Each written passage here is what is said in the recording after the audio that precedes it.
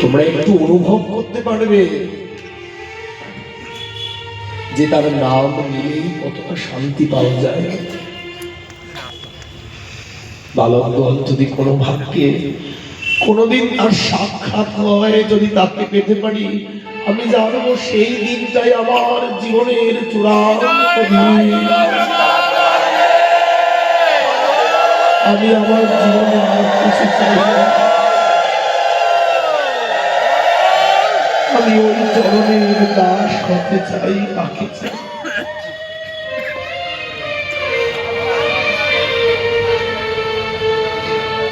জানেন, সেই দিন প্রহ্লাদের কথা শুনে ভগবানকে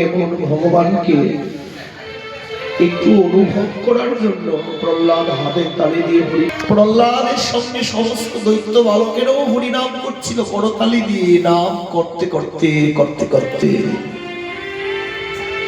সর্বাস্ত্র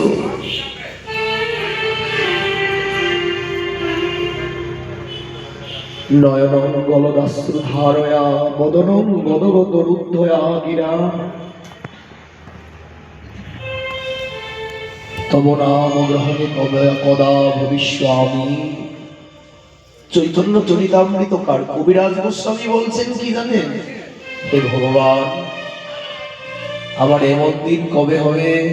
নয়নং গলদাস্ত্র ধারয়া, তোমার নাম নিতে নিতে আমার শতধারে নয়নাস্ত্র আসবে। বদনং গদগদ রুদ্ধয়া গিরা, তোমার নাম নিতে নিতে আমার কণ্ঠ আটকে যাবে। আমি মহাপ্রভু যখন রথাগ্নি নৃত্য করছিল জানেন, জজ জজ গ গ গ গ জজ জজ গ গ গ করছে, জগন্নাথ শব্দটা প্রভুর মুখে উচ্চারিত হচ্ছিল না। সরভেদ হয়ে যাচ্ছে, দেখবেন। কারণ হৃদয়ে যখন বেশি আবেগ থাকে, আবেগ প্রবণতা থাকে, তখন সে কিছু মুখে বলতে চায়, এক দুইটা ওয়ার্ড বলে আর বাকিটা বলতে পারে না।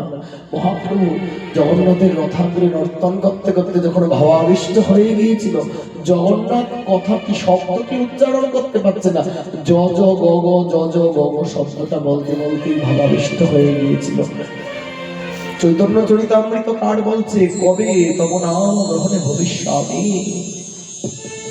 হে ভগবান, কবে আমার এমন দিন হবে, কবে আমি তোমার নাম করতে করতে এরকম হয়ে যেতে পারবো? দৈত্য বালকগণ বলছে, প্রহ্লাদ, তোমার এই হরিনাম নিলে এতটা শান্তি পাওয়া যায় তা তো আমি জানতাম না প্রহ্লাদ।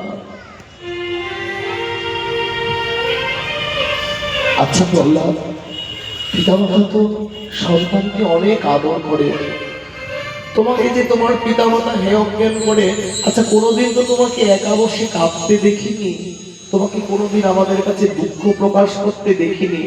প্রহ্লাদ, তোমার পিতামাতা তোমাকে স্নেহ করে না বলে তোমার কি একটু দুঃখ হয় না? প্রহ্লাদ বলে, না, আমার পিতামাতা যে আমাকে স্নেহ করে না তাতে আমার দুঃখ হয় না। বলি, কেন হয় না?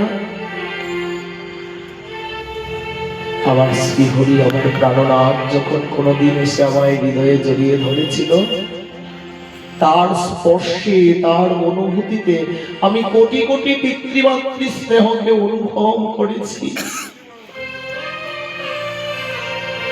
কোটি কোটি।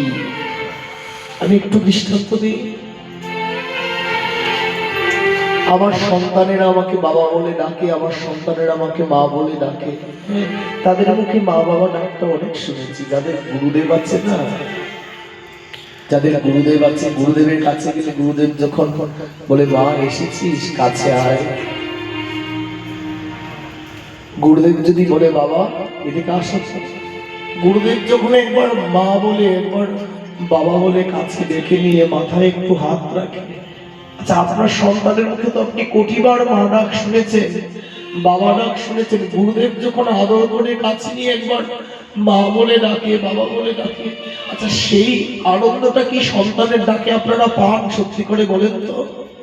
গুরুদেব যখন মা বলে ডাকে নিয়ে মাথায় একটু হাত দেয়, মনে হয় যেন প্রাণটা শীতল হয়ে গেছে। আর 1 কোটি মাতৃস্নেহ পিতৃস্নেহ তো গুরুদেবের চরণেই বিদ্যমান আছে, না বলে সবাইকে বলে কি গুরুদেবের চরণে জীবনটা সমর্পণ করে থাকা সম্ভব হতো? গুরুচরণের কোটি মাতৃস্নেহ আছে। প্রহ্লাদ রায় নরোত্তম দাস ঠাকুর মহাশয় বলেছেন, যুগল ভজন করে যারা প্রেমানন্দে ভাসে তারা, তাদের নিছুনি ত্রিভুবন।